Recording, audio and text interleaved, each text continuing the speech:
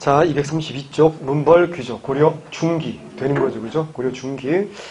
고려 초기는 우리가 왕들 이름을 다 외우는데 고려 중기는 잘 못 외우죠, 사실. 고려 중기는 누가 유명하죠? 네, 문벌 귀족이 중요해서 그런 거예요. 근데 왕도 이름을 이제 알아야 돼요. 현종 때까지를 초기라고 봤을 때, 그 다음에 이제 덕종, 정종 있어요. 자, 그 다음에 이제 누구야? 문종. 그 다음에 순종, 선종, 헌종 있어요. 외우는 거 아니에요? 이 사람들은 모르셔도 돼요. 문종의 첫째 아들, 둘째 아들, 그 사람의 아들, 이렇게 되는 거예요. 근데 실제로 시험 나오는 사람은 누구야? 숙종입니다. 그러니까 문종의 첫째 아들이고요. 둘째 아들이고요. 숙종의 셋째 아들이에요. 그럼 무슨 말인지 알겠죠? 원래 첫째 아들, 둘째 아들이니까 그 아들이 왕 됐으니까 조카인 거지. 조카 왕자를 빼앗은 게 누구라고요? 숙종이에요. 그래서 문종의 아들이 되게 많아요. 11명이나 돼요. 근데 그 중에 역사에 나오는 사람이 우리가 알만한 사람이 요 사람 외우지 않아도 돼. 셋째 아들이 숙종이고요. 넷째 아들이 더 유명한 사람이에요. 넷째 아들이 제일 유명해요. 누굴까? 의천이야. 무슨 말인지 아시겠죠? 그렇게 돼요. 그래서 숙종은 뭘 알아야 되냐면 어린 조카를 몰아내고 왕된 사람이 누구야? 숙종이에요. 그러면 누구랑 비슷해? 수양대군, 세조랑 비슷한 거잖아요. 그럼 당연히 반대 세력이 있을 수밖에 없고 무슨 권을 강화해야 돼? 왕권을 강화해야 돼. 그러면 이 무렵에 왕권에 도전하는 세력이 누구였는지 우리가 다 알고 있지. 우리 지난강 끝에 얘기했잖아. 이 무렵에 뭐야? 음서라든가 공음전을 바탕으로 이걸 세력 기반으로 해서 세력을 점차 키워나가서 누가 있는 거야? 문벌 귀족 세력이 있는 거지. 그래서 이 문벌 귀족 세력과 숙종은 뭐 해야 돼? 맞짱을 떼야 될 운명을 가지고 태어난 사람이에요. 그래서 숙종만 보면 밑에 봐봐요. 232쪽에 혼인관계도 보이세요? 예, 보면 문종 때부터 봐봐요. 전부 다 이시 집안하고 결혼하죠. 이게 누구 집안이야? 이자겸 집안이야. 무려 7대 80일이라는 이자겸 집안하고 왕실하고 계속 결혼해. 근데 딱 한 사람 안 하는 사람이 있지. 그게 누구야? 숙종이야. 무슨 말인지 아시겠어요? 숙종은 문벌 귀족과 맞짱을 뜨고 뭐 해야 돼? 왕권을 강화해야 돼. 그래서 숙종이 왕권 강화하는데 결정적 역할을 하는 사람이 두 사람이 있다 그랬잖아. 하나는 뭐라고? 군대. 누구야? 윤관. 뭐라고? 별무관. 됐어요? 또 하나는 누구라고요? 동생? 의천. 이건 의천이 송나라 유학하고 오거든요. 그래서 경제력을 어떻게 해? 경제 시장을 장악해야 된다. 이래가지고 뭐 한다? 화폐 발행 건의하잖아. 그래서 주전도감 만들어서 막 화폐 막 찍어내잖아. 누구 때? 숙종 때. 왠지 아시겠죠? 이런 걸 통해가지고 뭐야? 군사권, 경제력을 왕실이 장악하자. 결국 왕권 강하자. 결국 누구랑 싸우자. 문벌 귀족과 싸워야 된다. 그 절박함을 보여주는 거야. 근데 문제는 이제 숙종이 죽고 문종, 숙종, 그 다음 뭐라고요? 예종. 그리고 인종이야. 문제는 여기서 딱 터지는 거야. 무슨 말이냐면 이렇게 문벌 귀족들의 세력을 점점 키워 나가면 숙종 입장에서 이들과 대립을 했던 거 말씀드렸고요. 그럼 예종도 마찬가지지. 얘들 이미 점점 커지니까 안 되겠다. 예종도 왕의 새롭게 과거 합격해서 관직에 진출해서 왕권을 보호하는 이런 세력이 당연히 어느 시대에 있겠죠. 이걸 측근 세력이라고 해요. 그 측근 세력이 있었는데 이름이 뭐냐면 이름이 되게 골 때려. 한안인. 한안인이야. 발음 잘못하면 한은인처럼 들리는 사람이야. 한안인인데 이 측근 세력과 문벌 귀족 누구야? 이자겸 세력이겠지. 그 집안과 싸우겠지. 누가 이길까요? 당연히 얘들이 깨지고 누가 승리하는 거야? 문벌 귀족이 승리해요. 자, 그리고 예종이 죽었단 말이야. 근데 인종이 예종의 큰아들인 건 맞는데 나이가 어려워. 14살밖에 안 돼. 그러면 어떤 목소리가 나오냐면 예종의 동생이 있단 말이에요. 예종의 동생이 있으니까 얘는 나이가 너무 어리니까 14살밖에 안 되니까 전왕의 동생으로서 왕을 삼자.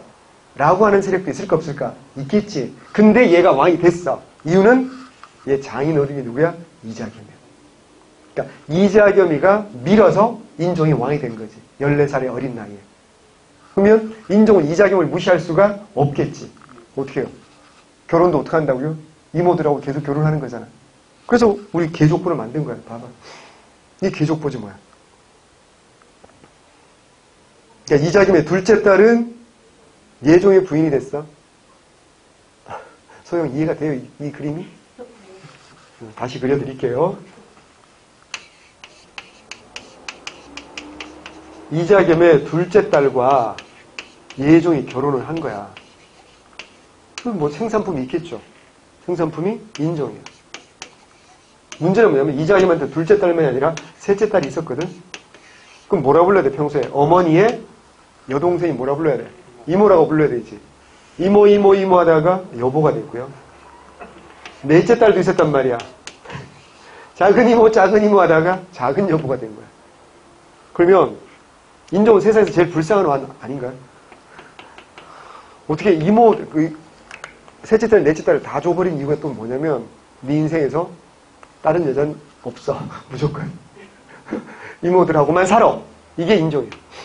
그러니까 지금의 이가 14살의 왕이 되는데 지금 왕이 자기의 외손자이자 사위잖아. 호칭이 얼마나 골때예요. 뭐라 불러야 돼? 이렇게 부를 때는 어머니의 아빠니까 뭐라 불러야 돼? 외할아버지 귀엽게 불러야 되겠지.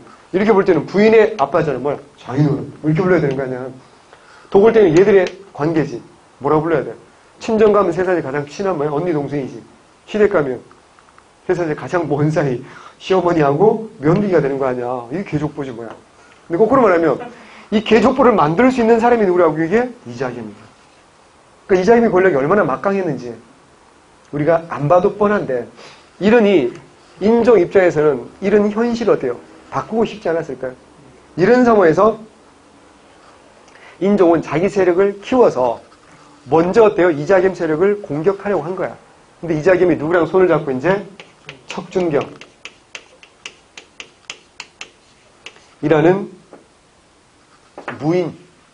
무인이에요. 그래서 지난번에도 얘기했겠지만 무인이야. 육룡이 나르샤에 보면 척상왕이라는 캐릭터가 나오는데 그 척상왕이라는 캐릭터가 누구의 후손으로 나오는 거야? 그건 가상의 캐릭터야. 척준경이. 키가 한 2m 됐을 거야, 이 사람. 어마어마한. 그래서 윤관이 여진족과 싸우다가 포위당해서 죽을 뻔했을 때 그냥 거의 혼자서 들어가서 포위되어 있는 여진을 칼로 풀 베듯이 베고 윤관을 구해줍니다. 그러니까 윤관은 파평윤씨가 그랬잖아요. 니네 조선이라고 했잖아. 어마어마한 집안이라고 했잖아. 그래서 동생으로 삼습니다. 거의. 그래가지고 자기 권한을 물려줘서 군대 실권자가 돼. 근데 우리 알다시피 척시 중에 척시가 문벌귀족이 아니잖아. 그러니까 척시는 뿌리가 돼요. 약할 수밖에 없는데 어쨌거나. 그래서 이자겸은 군부의 실권자 척준경하고 손을 잡고 군대에 동원해서 인종과 싸운 거죠. 그래서 누가 이긴 거야? 그러니까 이자겸 아들도 동원하고 막 이랬어요. 아들이 놀라운 건 스님이야, 스님. 현화사의 승려였는데, 주지였는데, 이 새끼가 승병 이끌고 와가지고 궁궐에 해서 임금 있는 궁궐을 공격하는 쉬운 일이 아니잖아. 불화살 쏴가지고 궁궐을 불질러버립니다. 이런 걸 우리 전문용어로 뭐라 그래요? 팝콘각이라고 하지. 그러잖아. 봐봐. 지배 세력끼리 서로 연락에 군대 동원해 싸우잖아. 권력 때문에. 개경 백성들은 어때? 이거 다 쉬워. 세상에 제일 재밌는 구경이 불구경하고 싸움 구경 아닌가요? 근데 내가 싸움 났다 그래서 팝콘 들고 왔는데 불까지 났지. 와, 이걸 팝콘 더 튀겨 난리가 난 거지. 닭까지 튀겨야 돼, 이 정도면. 이래서 결국 어때요? 이자겸 척준경이 이겼어. 1라운드에서. 문제는 얘를 딱 감금을 한 거지. 그리고 이제 얘를 이제 제끼고 지가 왕하려고. 물론 이자겸은 그 전에 지가 왕하기 위해서 무슨 짓을 한 거야? 18자. 18자 위 왕 썰이라고 이걸 퍼뜨린 거지. 아, 국정을 시켜가지고 했겠지. 18자가 뭐가 된다? 왕이 된다는 썰이잖아. 18자가 10시, 8, 8, 아들 자. 뭐야, 이씨가 왕이 된다. 그리고 또 A가 쓰고 B가 어때요? 그런가요? C가 어때요? 깜놀, 헐, 뭐 이러고 계속 이걸 전문용어로 매크로 돌려가지고 어때 추천수 막 높이고 하는 거 아니야. 우리 장원급제도 그런 거 좀 해라. 매크로 좀 차. 프로그램 좀 어디 드루킹 전화번호 알려줘? 아, 감옥이 있구나. 그 인간은. 다시. 유튜브에 올리면 뭐해. 조회수가 내가 올린 게 다야. 다시 편집. 다시. 내가 제일 열심히 보는 것 같아. 어쨌거나 이런 식으로 해가지고 어때 여론을 만든 거지. 그리고 지가 인종을 죽이려고 하고 있는데 이때 둘이 사이가 나빠지는 거지. 둘이 사이가 나빠지는 건 하늘의 태양이 들릴 수 없으니까 서로 주도권을 잡고 싶었겠지. 그때 어때요? 인종이 척중경을 꼬드기는 거지. 아, 이 노인네는 너무 노인네가 아니니까 중경아 아무래도 군인 출신이니까 귀가 좀 얇잖아, 그지? 너 잘 생각해봐라. 나랑 이 할배가 어떤 사이냐? 그냥 사이가 아니라 나의 외할아버지자 장인어른인데도 지가 왕하고 싶어서 날 죽이려고 하는 나쁜 놈이 얘다. 만약 얘가 왕 되고 나면 권력의 걸림돌 너부터 제거할 거다. 생각해보니까 틀린 말이야. 귀가 얇다는 얘기는 자기 생각이 없다는 뜻이고요. 자기 생각이 없으면 누가 얘기하면 다 맞는 것처럼 느껴지거든. 그런 사람이 사기를 잘 당한단 말이야. 그러네요. 어떻게 하면 좋죠? 과거를 묻지 않을 테니까 너 나랑 손잡자. 그래서 어떻게 한다? 척중경이 배신해서 이자겸은 잘리게 되는 거고. 그래서 인종은 이자겸을 쫓아내고 소원을 이룹니다. 이모들 다시 이모로 돌아가 주세요. 이래가지고 이혼합니다. 차마 죽이지 못했죠. 귀양 가서 전라도 영광으로 귀양 갑니다. 그래서 7개월 만에 죽어요. 척중경은 어때요? 권력을 잠깐 잡은 것처럼 보였지만 이건 개경파들이 뭐한가 어마어마하게 사고를 친 거지. 인종 입장에서 어때요?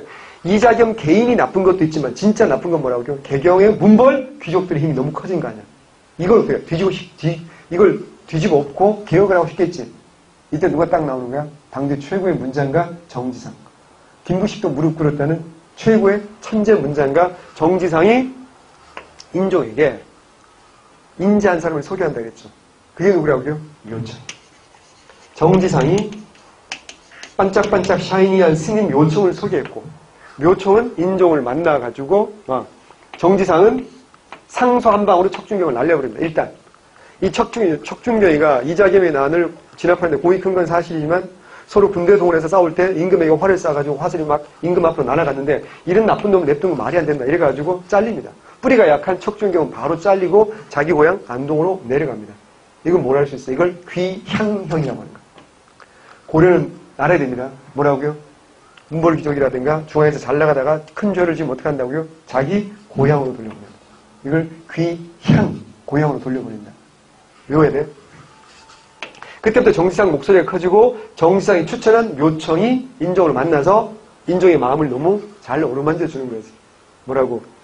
네가 정치를 잘못해서 이 쓰레기야 당장 관도 임금 때려쳐 이랬으면 얘는 죽었겠지. 역사책 이름 남기지 못했을 거라고. 그런데 굉장히 어때요? 심리를 꿰뚫는 그런 사람이었던 것 같아요. 묘청이. 그래서 인종을 안심시키는 거예요. 이 모든 혼란은요. 전하 잘못이 아닙니다. 다들 어떤 내 잘못이라고 말한다. 뭐 정치가 잘못되면 임금 잘못이잖아. 비만 안 와도 임금 잘못이라고 하는 판에 묘청은 그게 아니래. 그럼 왜 이런 혼란이 생깁니까? 뭐 때문이야? 서경이 좋은 땅인데. 개경은 뭐야 지금? 땅의 힘, 지덕이 뭐였다? 쇠해서 이렇게 된 겁니다. 그러니까 인종이 뭔 개소리냐. 우리 태조 왕건 할아버지가 명당 중에 명당이라고 찍은 자리인데 뭐 땅이 안 좋다는 게 말이 안 되지 않냐. 묘청이 뭐라고 합니까? 그건 200년 전 이야기입니다. 200년 전에는 개경이 진짜 좋은 땅이었던 건 맞는데 200년 동안 땅의 기운을 다 써버렸습니다. 지금은 쇠퇴했습니다. 그래서 이런 혼란이 생기는 겁니다. 뭐 어쩌라고. 땅 기운이 좋은 어디로 옮기면 됩니다. 서경. 어딘데? 제 고향이요. 뭐 이래가지고 어때요? 그쪽으로 옮기면 주변에 얘기했잖아. 북쪽에 누가 있다고? 여진이 세운 뭐야? 금이 있다고 했잖아. 금구, 정벌, 칭제, 건원. 북진까지 할 수 있다. 금나라를 비롯한 36개 나라가 항복해온다. 그러면 어떻게 한다? 개경 문벌 쪽을 다 억누르고 왕을 중심으로 뭐 할 수 있어? 개혁할 수 있어. 뭐 이런 솔루션을 제공한 거지. 이게 인정 어때요? 넘어갔겠지. 하지만 누가 반대한다고요? 개경파들이 당연히 반대하지 않겠습니까? 개경파의 두목이 누구야? 김부시. 그래서 실패로 끝나자 묘청이가 서경에서 반란 일으킨 게 이게 뭐라고요? 묘청의 서경처럼 나온다. 하지만 성공 실패로 끝났다. 라는 거 빨리 볼게요. 자, 문벌귀족사의 형성, 새로운 지배층, 성종 이후 여러 세대를 거쳐 중앙에서 고위 관직을 배출한 가문을 문벌귀족이라고 합니다. 유형, 집안 호족 출신도 있고 육두분 계통 유학자도 있습니다. 대표적으로 봅시다. 우리 집안에 있는지 보자. 경훈이 씨, 인주, 인천 이씨 없죠. 해주 최 씨 없어요. 파평윤 씨는 있어요.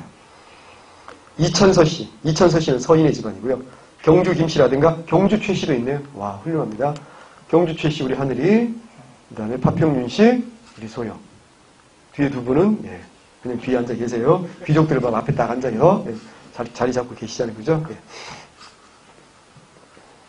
우리 또 수능 안시 오늘 안 왔어. 자기 불리한 거 알고 안 왔어. 예, 귀족 아니라고. 자, 특권. 정치 음서와 과거를 통해서 관직을 독점했고요. 경제는 음벌귀족은 과전도 있고 뭐 공음전. 뿐만 아니라 권력을 이용해서 불법적으로 개인이나 국가의 토지를 차지해서 경치 권력과 경제력까지 독점합니다. 사회적으로 왕실 및 귀족 사후 간의 중첩된 혼인관계, 폐쇄적, 보수적, 뻔한 이야기, 외웁니다. 지들끼리만 결혼하니까 갈등. 문벌귀족 사회 내부의 정치 권력 독점, 누가? 개경파가. 그자 다른 지역이 어떻게 반발한다 그랬잖아. 경제적 특권의 확대를 들어서 분열이 생기고 양상, 문벌귀족을 비판하는 정계에 준한 신진관리 중 일부는 왕에게 밀착해서 왕권을 강화하고 보좌하는 측근 세력, 예정 때 하나님이야. 하지만 깨지고요. 이자겸과 묘충의 석영천도 발생합니다. 이자겸, 자, 외웁니다. 배경, 경원이시 권력 독점합니다. 중첩된 혼인관계 충분히 말씀드렸고 이자겸의 전행, 하나님 제관이의 전행 일삼았고요. 대의정세, 1115년에 여진이 금을 세웠고 요란을 멸망시키고 군신관계를 요구하죠. 사리관계를 요구하는 걸 이자겸이 받아들입니다. 1126년이라고 써주시고 전개. 자, 위협을 느낀 인종이 이자겸 제거를 먼저 시도합니다. 그러나 실패했고요. 이자겸이 척준경과 함께 반란을 일으켰고요. 왕실을 위협하죠. 척준경의 군사력과 현화사 승려 동원합니다. 현화사 외워두세요. 현화사. 현화사는 법상종 계통의 사찰로서 문벌귀족 이자겸 집안이 장악한 자리 현화사입니다. 문화사를 다시 할게요. 인종의 설득에 넘어간 척준경이 이자겸을 제거하게 되고요. 결국 척준경도 정상의 탄핵으로 고향 안두, 안동, 복주로 내려가면서 귀향하면서 실패로 끝납니다. 영양, 국왕의 권위는 떨어지고 문벌귀족 사회 붕괴 촉진. 자, 그 다음 봅니다. 묘청의 서경천도운동. 배경, 인종은 왕권 강화를 시도하죠. 당연히 시도해야죠. 이자겸이 난 이후에 통치권 회복과 민생 안정, 국방 강화를 위해서 개혁을 추진합니다. 그래서 유신지교를 발표합니다. 밑에 나와있죠. 인종의 유신지교 발표 보입니까? 쓰세요. 1127년.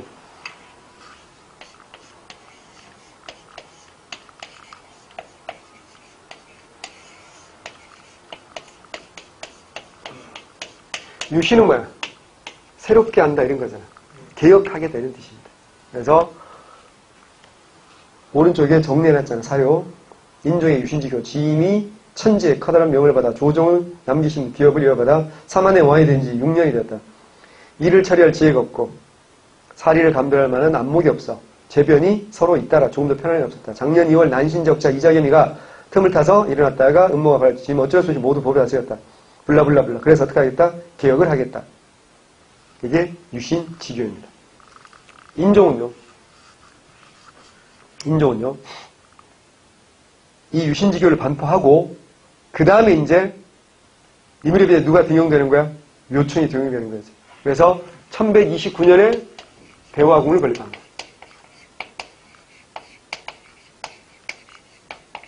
대화궁은 어디에 건립했을까? 서경이지. 뭐 하려고? 궁궐을 왜 만들어? 임금이 옮겨가려고 뭐 하는 거야? 궁궐을 만든 거야.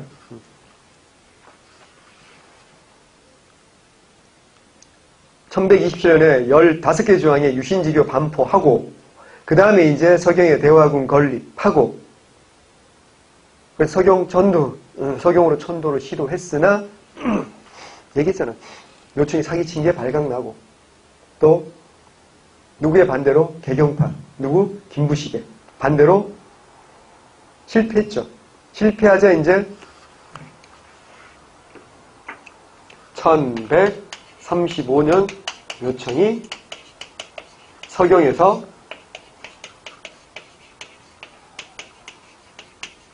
시도했지만 성공이야 실패야? 실패로 끝난 거죠. 이걸 진압한 게 누구라고요? 김부식이잖아. 이걸 밟아버린 사람이 김부식이고 이 김부식 형님이 1145년에 묘청을 진압한 10주년 기념작품으로 김부식 형님이 뭐 한다 그랬어? 삼국사기. 왜? 우리 고려는 어디를 계승한 게 아니라 고려 계승이 아니라 어디 계승이다? 신라 계승이다. 라는 의식을 담아서 순서가 이렇게 된다는 거.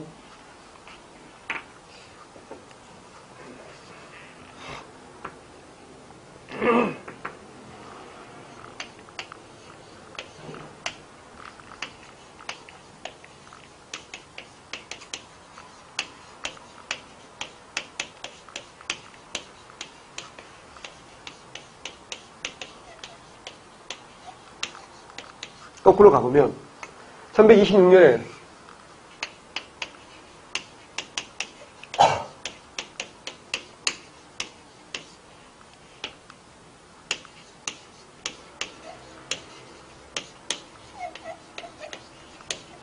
여진이 세운 금나라가 거란이 세운 요나라를 멸망시키죠. 그리고 우리에게 뭘 요구한다? 우리 고려의 4대를 요구하는 겁니다. 이걸 이제 이자겸은 받아들이고 이자겸은 난을 일으킨 거야. 그랬다가 깨진 거지.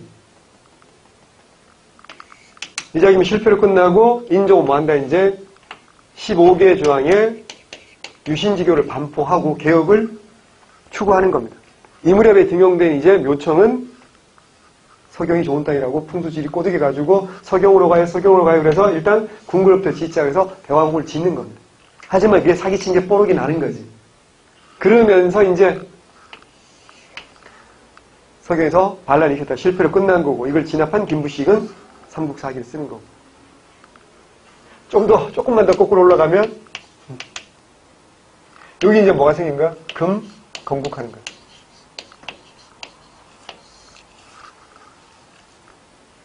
12세기. 물론 그 앞에 역사도 있어요. 대관계 할 때 우리 예전에 했잖아. 기억나죠? 그죠? 네. 뭐부터 나와야 돼? 1104년 숙종 때 뭐야? 별무반. 군대는 3년 훈련 받아야 된다 그랬잖아요. 그래서 1107년 예종 때 동부 구성을 쌓았지만 1년 반 만에 1109년에 돌려 죽어 말았고 결국 1115년에 아골타가 금을 세웠고 금을 세운 다음에 이제 요를 멸망시키고 쭉 전개되는 거지. 그러니까 12세기의 주인공은 12세기의 주인공은 누구다? 여진이다. 여진. 금나라. 여러분 외워두셔야 됩니다.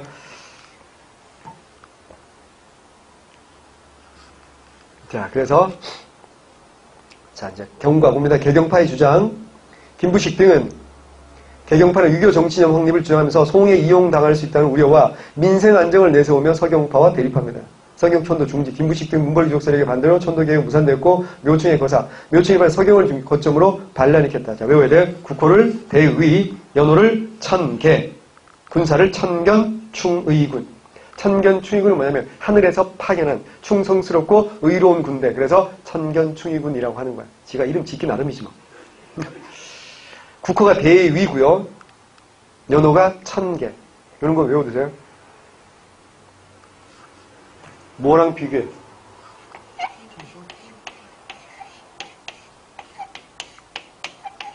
기억나요? 이런 사료 나온 뭐야? 김범무?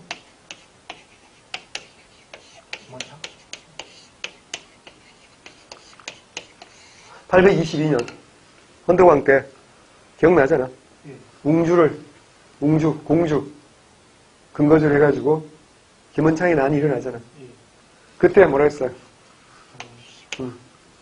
국호를 장한, 연호를 경운이라고 했거든. 이런 것들도 알아두면 좋아요. 반면에 지금 국호를 뭐라고 했어? 대의. 연호는 뭐야? 천개. 천통은 누구라고 했어? 발의 고왕. 천수는 태조 왕관. 그 다음에 천개. 묘청은 천하의 개 같은? 이러면 안 되지. 그러면 안 되는 거야. 사기를 잘 친 분이야. 자, 진압은 김부식이 이끈 관군의 공격으로 약 1년 만에 진압됩니다. 성격, 문벌귀족 사회 내부 분열은 더 강화되고 지역 세력 간의 대립. 제가 말씀드렸잖아요. 아니, 이게 무슨 의미냐면 이 문벌귀족은 서식지가 다 어디라고? 개경이에요. 그러면 음서라든가 공운전의 특권을 누리면 전부 다 누구 세력이야? 개경 세력이야. 그럼 거기에 대한 불만이 생길까요? 안 생길까요? 나 여러분 생각해봐. 예산에서 정말 열나 공부해서 30살에 과학에 합격 겨우 했는데 개경에 어린아이 5살짜리는 신고식 하랬대. 자기한테. 후배 왔다고 이제. 너 나보다 25년이나 후배야. 신고식 하래. 짜증나지 않을까요? 선배라고. 나이는 훨씬 어린 놈이. 그러니까 이거는 예산 애들도 불만이 분명히 있었을 거고 파주 애들도 불만이 있었을 거라고. 평택 애들도 불만이 있었을 거라고 분명히. 문제는 뭐야? 이 동네가 힘이 별로 없으니까 드러내질 못했지만 고려의 넘버 2 도시가 어디야? 서경이지. 서경은 사이즈도 크고 인재도 많고 사람들이 어때? 정지상 같은, 백수왕 같은 이렇게 파워 있는 정치인들도 있고 하니까 이들이 뭐 할 수 있어요? 거기에 대한 반발을 할 수 있잖아. 이걸 끌어모은 사람이 누구였다? 바로 묘청이었다라고 할 수 있어요. 그러니까 김부식 같은 개경파 입장에서 이건 어때요? 단순히 서경파만 불만이 아닌 거지. 이번 기회에 어떻게 해야 돼? 서경파의 불만을 시범 케이스로 완전 박살을 내놓으면 다른 지역도 어떡한다. 찍소리도 못한다. 라는 게 누구의 생각이야? 김부식의 생각이야. 그래서 원래 정지상이 묘총을 추천한 건 맞고 친한 건 맞지만 묘총이 서경에서 사고 칠 때 정지상한테 미리 얘기한 게 아니었어요. 근데 김부식은 소식을 듣자마자 여기서 빠져나온 세력이 있거든. 그러니까 묘총이 이런 것까지 몰라야 되는데 묘총이 군대 이끌고 서경으로 쳐들어온 게 아니라고 했지. 묘총은요. 왕이 파견한 관리들을 다 감금하고요. 자기가 장악을 해요. 서경을. 그리고 뭐 하는 줄 알아? 임금한테, 인종한테 사신을 보내. 말도 안 되지. 반란 일으킨 놈이 사신 보내가지고 전하, 이제 모든 준비가 끝났으니 서경으로 오십시오라고 하는 거야. 만약 이때 인종이 있잖아. 네, 그리고 서경으로 가버리면 누가 반란 세력이 되는 거야? 김부식 개경파가 반란 세력이 되는 거야. 이 절대절명의 위기야. 인종은 그러고 싶은 마음도 없잖아. 있었을 거란 말이지. 왜? 아니 이 그지 같은 이자겸이 나를 겪었잖아. 김부식이 좋은 사람이 아니잖아. 자기가 보기에. 이자겸 투란 말이지. 자기가 보기에는. 그래서 만약 이때 인종이 마음을 좀만 잘못 먹으면 개경파들이 반역세력이 되는 거야. 이때 김부식이 어떻게 하는지 아세요? 인종이 절대 정지상 백성 죽이지 말라 그랬거든. 근데 김부식이 일단 목부터 잘라. 그리고 피 뚝뚝 떨어지는 걸 들고 인종한테 오는 거야. 지금 제가 반란의 무리를 먼저 뱄습니다. 그리고 남은 무리가 지금 서경에 있으니 제가 가서 진압하고 오겠습니다. 만약 이때 인종이 아니요 그게 아니라 쟤네들도 내 백성이고요 그러시면 그러면 너도 같이 갈래? 뭐 이런 거지. 농담 아니고 100% 레알입니다. 그래서 인종은 쫄아가지고 김부식에게 사령관을 줄 수밖에 없는 거고 또 하나는 김부식이 명령 내릴 때 저 묘총을 비롯한 우두머리는 제거해야 되는 게 맞지만 서경 백성들은 걔들도 다 내 백성이니까 절대 함부로 죽이지 말라라고 했거든요. 그래서 김부식이 갑니다. 김부식 머리 좋은 애잖아. 관군 대군이 이끌고 가는데 빨리 갈까 천천히 갈까 일부러 천천히 가는 거 아세요? 그리고 서경을 포위해서 보급로를 차단합니다. 그럼 서경 사람들 둘 중 하나예요. 처음에 묘총이 막 선동할 때는 막 흥분해서 들고 일어난 것까지는 좋았지. 문제는 어때요? 이제 흥분이 점점 가라앉고 이성이 스물스물 올라오겠지. 그럼 사람 어때? 이성이 올라오면 살아야 될 거 아니야. 딱 보니까 우리가 굶어 죽거나 식량이 안 들어오니까 대군한테 맞아 죽거나 둘 중 하나야. 어떡할까? 그러니까 내분이 생길 수밖에 없지. 얘들이 묘총을 불러. 왜? 목을 좀 길게 내려봐. 왜 나 목 긴데? 잘라서. 부식이 형 죄송합니다. 그리고 갖다 바치면 김부식이 받아줄 줄 알았어. 근데 김부식은 안 받아줘. 그럼 묘총은 목은 받지만 서경을 포위해서 약 1년 동안 공격해서 완전 박살내버립니다. 이게 뭘까? 시범 케이스. 그래서 우리 개경파 문벌기조한테 개기면 니네 다 죽는다라는 걸 온 고려에 다 선포한 거랑 마찬가지야. 그리고 개선장군에서 1년 만에 돌아온다. 근데 개경 들어올 때 경계선에서 임금한테 또 편지를 보내. 뭘 편지 보냈냐? 자기가 묘총 진압할 때 자기가 사령관이고 부사령관이 윤언이라고 있었어. 니네 조상이야. 윤관의 아들이야. 근데 김부식이가 정지상을 죽인 이유 중에 하나가 자기보다 더 똑똑하고 글을 잘 썼기 때문에 죽였다는 썰도 있다니까. 질투해서. 근데 윤언이가 얘가 또 만만치 않은 거야. 임금하고 왜 학문 연구하고 토론하는 그런 시간이 있을 거 아니야. 이때 김부식이 전날 술을 먹었는지 해석을 실수한 거야. 근데 감히 김부식이 실수했는데 아무도 못 깨길 거 아니야. 근데 니네 집안 어때요? 경주 김씨 따위가 우리 파평 윤씨한테. 그래서 윤원이가 똘똘한 애여서 그걸 지적질을 한 거야. 근데 김부식이 사이가 마음이 어때요? 마음이 많이 상했겠지. 자존심이 많이 상했을 거란 말이야. 그리고 윤원이는 북진을 주장했던 자주적인 사람 중에 한 사람이었어. 그러자 김부식이 묘청 일파 완전히 다 제거했잖아. 그리고는 군대 이끌고 무장을 풀지 않은 채로 개경 그 경계선에 와서 임금에게 편지해서 지금 부사령관 윤원이를 탄핵합니다. 얘를 잘라주세요. 아직 무장을 안 풀어도 되니까 1년 동안 피 비리는 애들 다 죽이고 막 칼에 피 묻어 있는데 임금한테 이런 요구를 합니다. 임금 어떡할까요? 네, 그리고 윤원이 탄핵됩니다.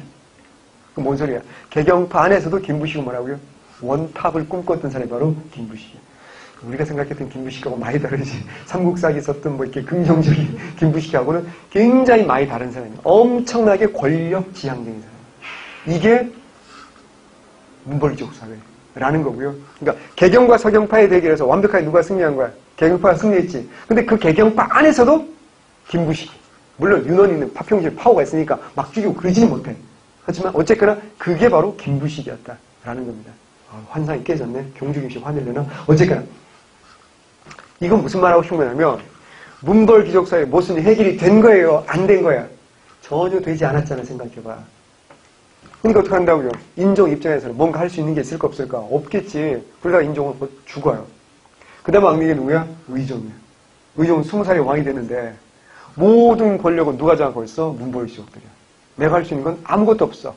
그럼 뭐 할까요? 내가 할 수 있는 걸 하겠지. 뭐 하는 거? 임금이 정치에 관심 안 가지는 걸 좋아하겠지. 귀족들이 그게 모든 걸 독점하니까. 생각해봐. 전직 대통령 503호 할머니가 정치에 관심을 안 가지고 주사 맞고 막 드라마 보고 이런 걸 좋아해야 되지. 그래야지 뭐 할 수 있어. 뒤에서 뭐야 막 지 마음대로 할 수 있는 거 아니야. 똑같은 거거든요. 그래서 의종은 또 20살에 왕 됐으니까 얼마나 좋았겠어. 얼마나 혈기왕성할 때야. 그래서 25년 내내 술 먹고 놀기 바빴어요. 사치향락. 그러니까 문벌귀족사회 무슨 해결이 하나도 안 된 거지. 이걸 뒤집어 푼 게 누구라고요? 군인들이 뒤집어 푼 거지. 그게 무슨 정변이라고요? 무신정변인 거지. 자, 가시죠. 성격 봅니다. 다시. 문벌귀족사회 내부의 분열과 지역 간의 세력 대립, 풍수 지리설이 결부된 자주적 전통사상과 사대적 유교사상의 충돌이요. 중요합니다. 고려 계승기에 대한 이견과 갈등. 결과 숙문 천무 현상은 강화되고 문벌귀족 세력의 강화와 숙문 천무는 더 강화되고 무신정변이 일어난 배경이 되었고요. 서경 세력은 약화되죠. 서경의 지위가 하락하여 군사제도가 되어 폐위되죠. 경우야 군사제도 시작은 누가 한다 그랬어? 태조왕가. 성종이 뭐 한다? 정비한다 그랬잖아. 하지만 이때를 계기로 군사제도가 어떻게 한다? 이제 폐지되기 시작해요. 자, 개경파, 서경파 사료 잘 나오죠? 제가 보건대 서경 임원역의 땅은 풍수지리하는 사람들이 말하는 아주 좋은 대화세입니다. 이곳에 궁궐을 짓고 전하, 겸기와 천하를 다스릴 수 있습니다. 금나라가 선물을 바치고 수선을 받고 오고 주변 36나라가 모든 머리를 조아릴 겁니다. 사기도 이 정도면 진짜 허경영이지. 자, 김부식 올여름에 서경 대하궁 30여 곳에 벼락이 떨어졌는데 그곳이 길지라면 그럴 리가 없습니다. 그런 곳에 가서 재난을 피한다는 것은 잘못 아닙니까? 더욱이 추수까지 끝나지 않았는데 거동하시면 안 됩니다. 반발했던 거지. 자, 한눈에 이거 무조건 나오죠. 무조건 나옵니다.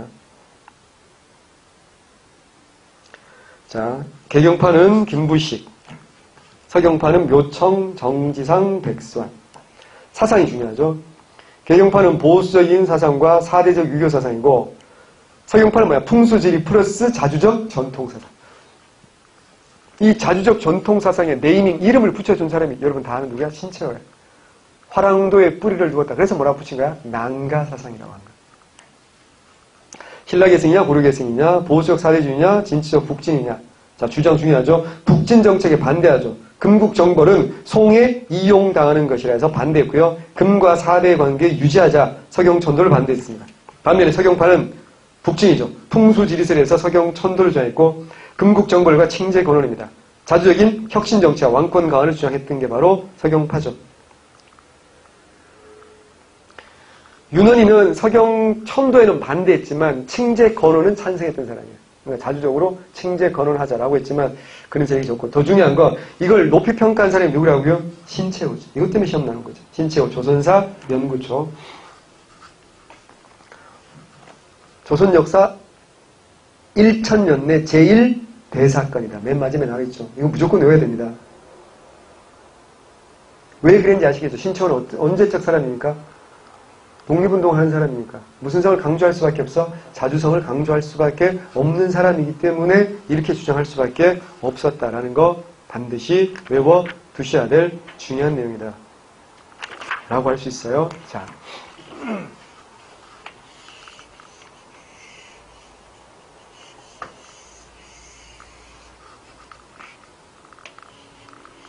당시 우리 고려 국경선은 어디쯤 됐어요? 천리장성이겠죠. 그러면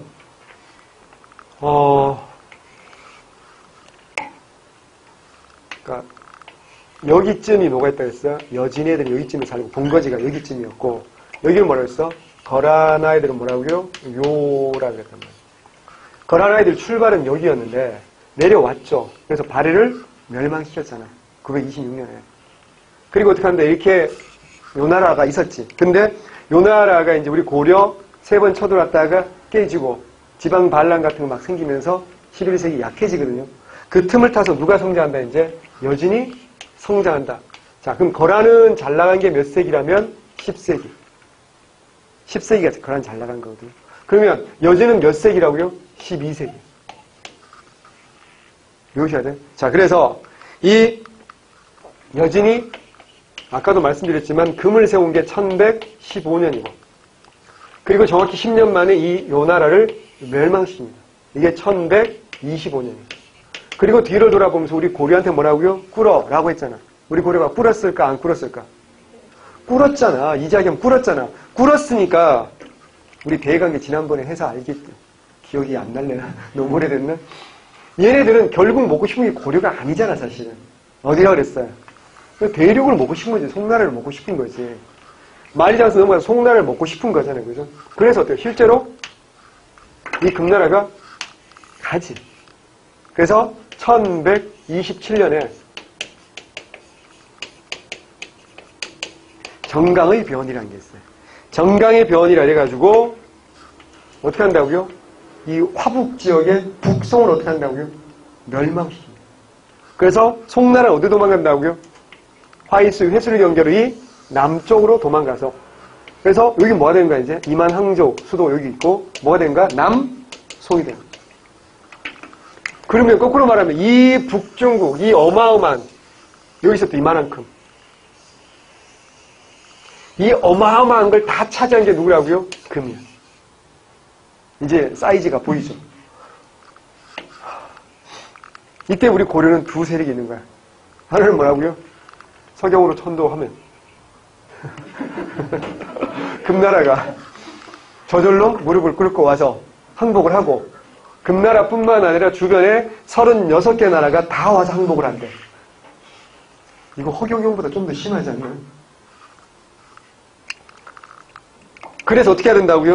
금국 정벌, 칭제 건원 하자고 주장한 게 누구라고? 그게 묘청이라. 묘청이 얼마나 사기꾼인 줄 아세요? 얘가 정강이 쳐들어갔을 거 아니야, 금나라가. 묘청이요. 가짜 뉴스를 만들어서 인조에게 보고합니다. 지금 금과 송나라가 싸우고 있는데 송나라가 이기고 있다. 만약에 이때 우리가 뒤에서 금을 뒤통수를 때려주지 않으면 나중에 송나라가 금나라 다 박살내고 난 다음에 우리 고려한테 니네는 우리 전통적인 동맹국인데 형이 힘들 때 하나도 안 도와주고 너 금나라에 붙은 거 아니냐. 그리고 우리 고려를 쳐돌지도 모른다. 그럼 우리 엿되는 거다. 그래서 뒤에서 금을 공격해야 된다. 라는 가짜 뉴스를 만들어가지고 보고를 합니다. 근데 개경파들도 있잖아. 또 다른 루트로 알아보니까 그게 아닌 거지 지금. 북송은 지금 악소리도 못하고 박살나고 있고 금나라가 이기고 있잖아. 사실은요 그게 아니라요. 이렇게 되는 건데요. 그러니까 인정이었대요. 여기서 결정적으로 묘청에 대한 신뢰가 무너지게 되는 겁니다. 그래서 사람이 자 대내적인 문제는요 좀 애교 그러니까 수도를 뭐 막말로 우리 한반도 안에 개경이 있으나 서경이 있으나 뭐 그 본질적으로 큰 차이가 개경파와 개경파들 입장에서는 짜증이 날 수도 있겠지만 우리 입장에서 별로 본질적인 차이가 아닐 수도 있잖아. 문제는 뭔지 알아요? 그러니까 이 왕의 입장에서는 다 어차피 뭐 고려 땅인데 내가 개경에서는 서경에서는 큰 본질적인 차이가 아닐 수도 있어. 문제는 뭔지 알아? 대외 관계는 이거 까딱 한 발만 잘못 내디디면 어떻게 돼요? 인조 꼴하지 나는 거야. 그렇잖아. 삼전도에 개구력 나오고 이런 꼴이 나오고 나라가 망할 수도 있는 거잖아. 그러니까 그 전까지는 인종이 묘청이 얼마나 귀엽겠어. 자기 잘못이 아니라 풍수지리 때문에 안 그런 거니까 임금 수도만 옮기면 모든 게 잘 될 거예요. 개경파들 밟아버리고 새로운 서경파들과 손잡고 왕권을 강화하세요 라고 하면 솔깃할 수도 있는데 마지막 상황에서 인종은 얘 말을 들었다가는 나라가 망할 수도 있겠구나. 그리고 또 하나는 여전히 무시 못할 뭐야? 개경파들의 목소리. 결국 현실적으로 어때요? 이걸 받아들일 수밖에 없었던 거지. 근데 신채호 형님은 묘청을 높이 평가한 이유가 뭐라고요? 어떤 면을 높이 평가하는 거라고요? 자주적인 면을 높이 평가한 거에 불과합니다. 만약에 실제로 묘청이 이기고 그랬으면 우리는 지금 없다니까? 우리는 지금 중국 공무원 돼야 될지도 몰라. 뭐 비슷한 셔샤이와 뭐 이러고 이제 중국 역사 배우고 있을지도 몰라. 발해 것도 우리 거, 외국 배우고 있을지도 모른다니까. 어쨌거나. 그런 거, 대외 관계까지 공부를 좀 하면 훨씬 더 좋은데, 앞에서 대외관계 공부를 그래도 조금은 해놨으니까 제가 설명하는 게 이해가 되실 거라고, 저 혼자 뇌피셜을 써보고요. 예. 그 다음에, 할 게 되게 많고, 대외관계 우리 했으니까 자세하게 안 합니다. 오늘도 살짝 건드렸고요. 예. 아니야, 자세하게 해야 돼. 아닐 거야, 분명히. 했으니까. 인강 한 번 더 보고요. 예. 그래서 다음 주에는 고려 정치사는 끝내야 됩니다. 다음 시간에는 고려 정치사는 끝을 내야지 우리가 되지 않겠습니까? 그죠? 그래야지 이번 주에 금요일날 정치사 끝내고 그 다음 주에는 경제사, 문화사 싹 끝내면 고려가 끝나는 거지. 그래 이제 빨리 어딜 가야 돼? 그래도 이제 조선이야. 이렇게 열심히 힘들게 하는데도 조선이야, 그지? 조선이 제일 많고 어렵고, 그죠? 네. 아니까. 하여튼. 오늘 여기까지 하고, 이번 주에는 끝냅니다. 대외관계 미리 한번 보고 오세요. 기억 안 나더라도 기억을 한번 되살리고 오시면 좋을 것 같습니다. 수고했습니다.